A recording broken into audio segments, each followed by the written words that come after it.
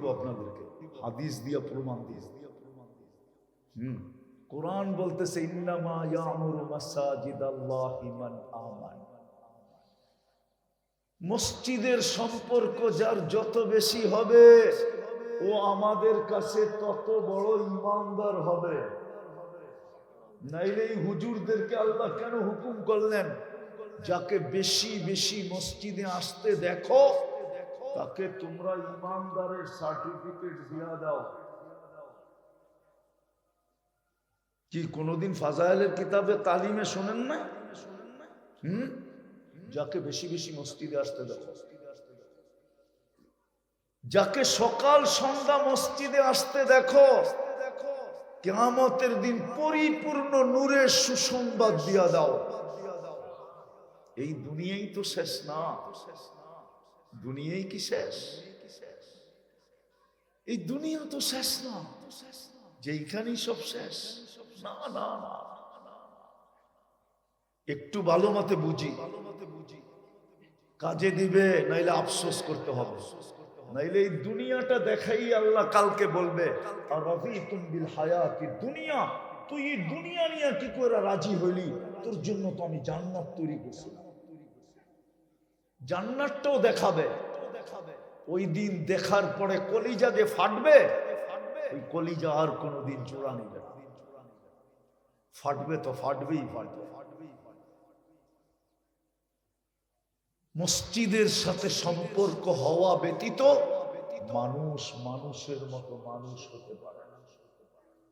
কেননা মসজিদ হেদায়েতের মার্কাজ, হুদাল্লিল আলামিন। আপনাকে হেদায়েত আনতে হলে মসজিদের সম্পর্ক জুড়তে হবে।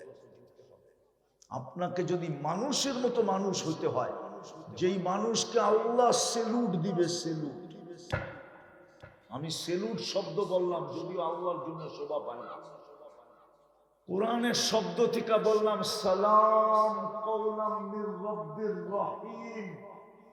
রব্বে রহিম যে মানুষকে সালাম দিবে, ফেরেশতা যাকে সালাম দিবে, কবর যাকে সালাম দিবে, কবর।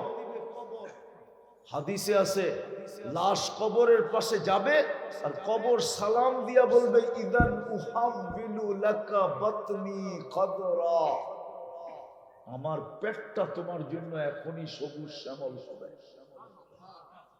কবর সালাম দিয়া বলবে,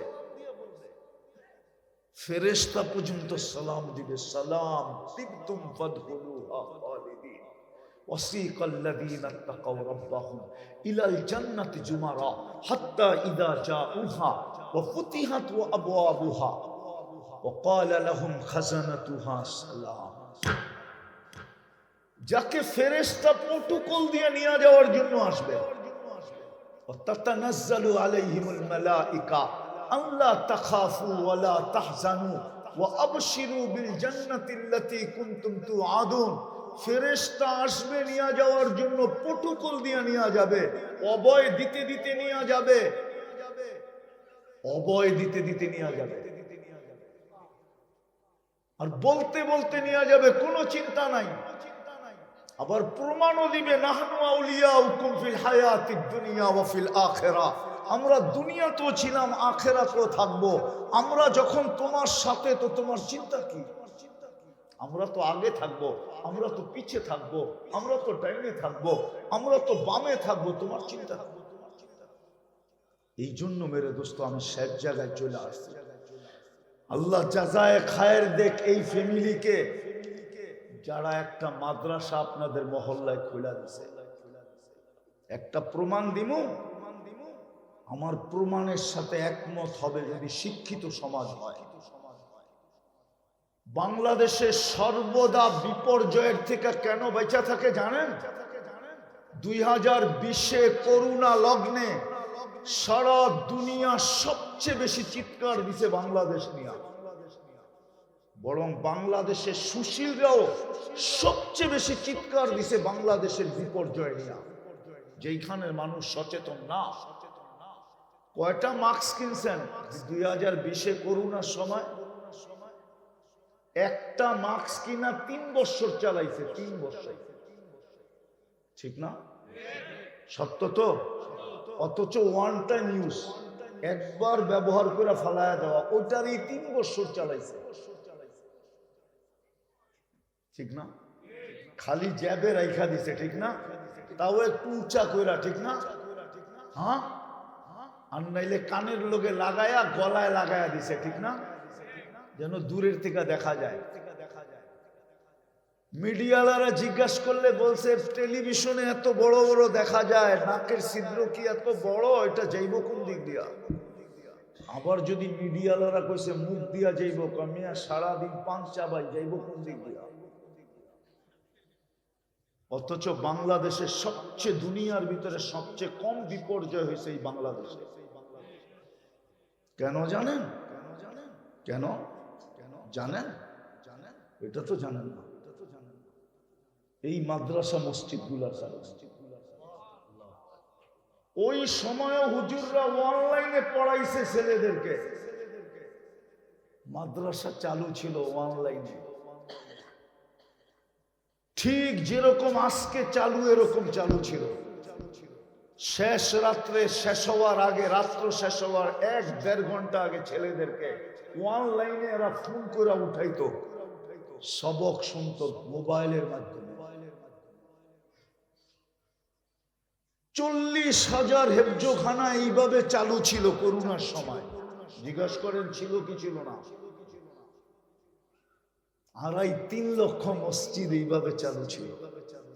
আপনি ঘুমের ঘরে থাকেন, রাত্রের আকাশ দেখেন না, ওঠেন সকালবেলা 10টায়, কোত্থেকে দেখবেন আপনি?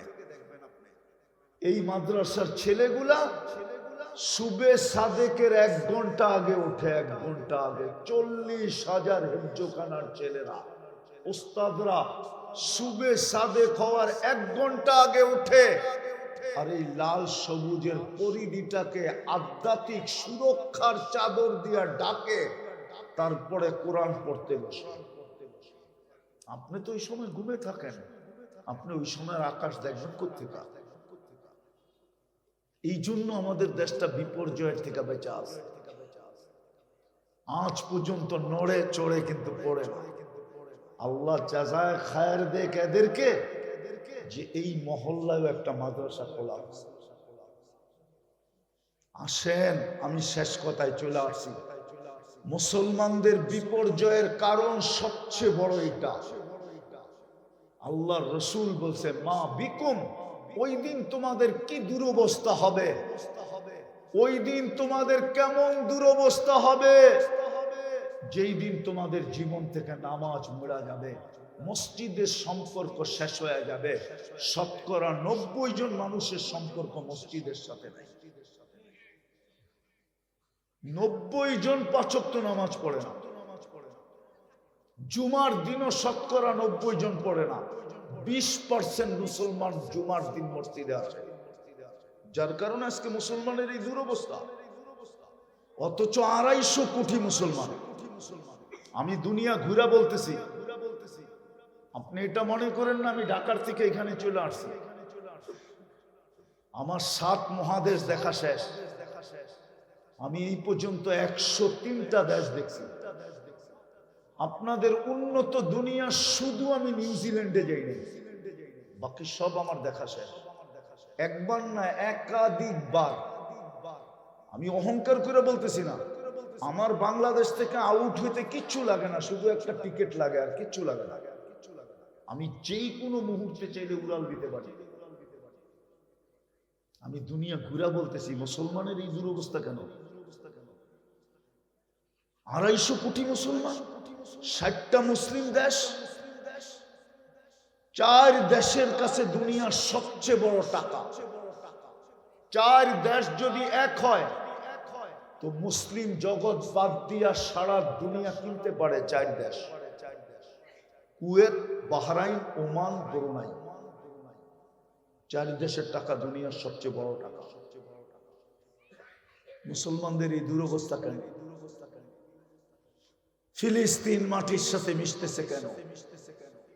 এক একটা দেশ মাটির সাথে মিশে কেন? মুসলিম লিডাররা সারা দুনিয়ার মানুষের পায়ে তেল মারে কেন? অথচ সারা দুনিয়ার চাবি তো মুসলমানের কাছে। মুসলমানের চেয়ে ব্র্যান্ড দুনিয়ার কেউ ব্যবহার করে না।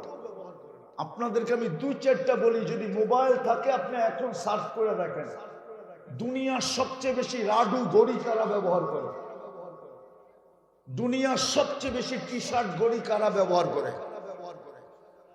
দুনিয়ার সবচেয়ে বেশি রোলেক্স কারা ব্যবহার করে, দুনিয়ার সবচেয়ে দামি গাড়ি কারা ব্যবহার করে, 24 ক্যারেট সোনায় মোড়ানো কার কাছে আছে? মুসলমানের কাছে আছে, আর কারো কাছে নাই। এই ট্রাম্পের কাছেও নাই 24 ক্যারেটে মোড়ানো গাড়ি। দুবার যুবরাজের কাছে একাধিক গাড়ি আছে, 1 ডজন গাড়ি আছে 24 ক্যারেট সোনায় মোড়ানো। ব্রুনাইয়ের প্রেসিডেন্টের কাছে এন্টার গাড়ির পার্ট সোনা দিয়া বানানো। দেখেন মুসলমানের এই দুরবস্থা কেন? হবে না তো হবে না কেন? ডেলি 5 বার আল্লাহ ডাকে। কে ডাকে? কে ডাকে? বুক করেন কাটটা, বাঁচায় রাখছে কে? অক্সিজেন নেন কার? হার্টের দরকন কে চালায়? বন্ধ করতে কি আল্লাহর 9-6 লাগে নাকি? কতক্ষণ লাগে বন্ধ করে দিতে? হায় হায় হায়, তারপরও তো 90 ভাগ মসজিদে আসে না। 1 মাস ইবাদত করলেই তো হইতো। এই যে রমজান আসতেছে, 100% মুসলমান যদি রমজানে ইবাদত করত, 100% মুসলমান 1 মাস যদি করত, 100% মুসলমান যদি। আমি একটা দেশ চিনি, যেই দেশে আমি